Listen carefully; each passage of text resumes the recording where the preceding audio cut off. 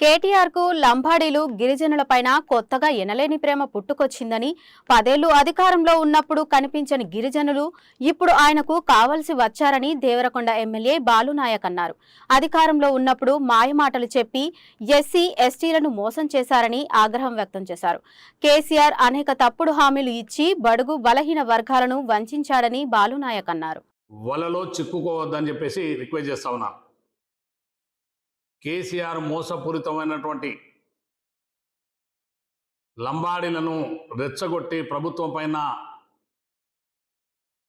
కక్ష సాధింపే చర్యల్లో భాగంగానే ఈరోజు లగచర్లో జరుగుతున్న సంఘటనను తన రాజకీయ లబ్ధి కోసం వాడుకోవాలని ఒక దుర్మార్గమైన ఆలోచన రచన చేస్తున్నటువంటి కేసీఆర్కి లంబాడీ జాతి నమ్మదని చెప్పి మరొకసారి సందర్భంగా మనం చేస్తున్నాం.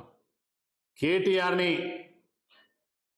మొన్న జరిగినటువంటి జైల్లో ఖైదీలను చూడలేకపోతే అక్కడ ఉన్నటువంటి లంబాడీలే నీ మూలాన మేము అంతా జైలు పాలైనాం, మేము ప్రభుత్వానికి ప్రశ్నలు అడగాలి అనుకున్నాం, కానీ మీకు కుట్రలో భాగంగా మమ్మల్ని జైలు పాలు చేసిన కేటీఆర్ని జైలు నుంచి వేలగొట్టిన సంఘటన పునరావృతమైంది.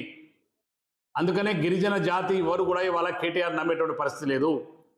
మరి గిరిజనుల పట్ల 10 సంవత్సరాలు లేనటువంటి ప్రేమ ఇవాళ కేటీఆర్కి కేసీఆర్కి తొందరగా పుట్టుకొచ్చింది.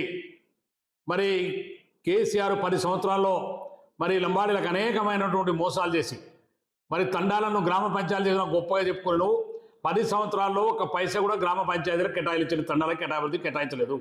10 సంవత్సరాల్లో కేసీఆర్ ప్రభుత్వం లంబాడీ సోదరులకు సంబంధించినటువంటి లావణ్య పట్టాలు కలిగినటువంటి భూములను లాక్కోవడం, వారి యొక్క భూములలో పల్లె ప్రకృతి వనాలను నాటించేటువంటి కార్యక్రమం చేసినారు. అనేక చోట్ల అసైన్ భూములు ఉంటే టీఆర్ఎస్ పార్టీ నాయకులు వాళ్ళ ఎమ్మెల్యేలు కార్యకర్తలు ఆక్రమణ గురి చేసినటువంటి పరిస్థితి తీసుకొచ్చినారు. మరి అదేవిధంగా ఇవాళ దళిత గిరిజనుల బిడ్డలను అనేక మందిని జైలు పాలు చేసినటువంటి చరిత్ర కేసీఆర్ కేటీఆర్ది. అందుకనే ఇవాళ గిరిజన సోదరులు కానీ మరి అదేవిధంగా దళిత సోదరులు కానీ ఇవాళ కేసీఆర్ని కానీ కేటీఆర్ని కానీ నమ్మేటువంటి పరిస్థితి లేదు. టీఆర్ఎస్ పార్టీ 10 సంవత్సరాల్లో మరి గిరిజనులకు 3 ఎకరాల భూమి ఇస్తారని చెప్పి 1 సెంటి భూమి అయినటువంటి చరిత్ర టీఆర్ఎస్ పార్టీది. అందుకనే ఇవాళ నీవెన్ని జిమ్మక్కులేసినా తెలంగాణ లంబాడీలు నీకు నమ్మేటువంటి పరిస్థితి లేదు. నేను ఒక్కసారి బొందబెట్టాం, రెండోసారి కూడా తప్పకుండా ఈ తెలంగాణ గడ్డ మీద టీఆర్ఎస్ పార్టీని బొందబెట్టడం ఖాయం.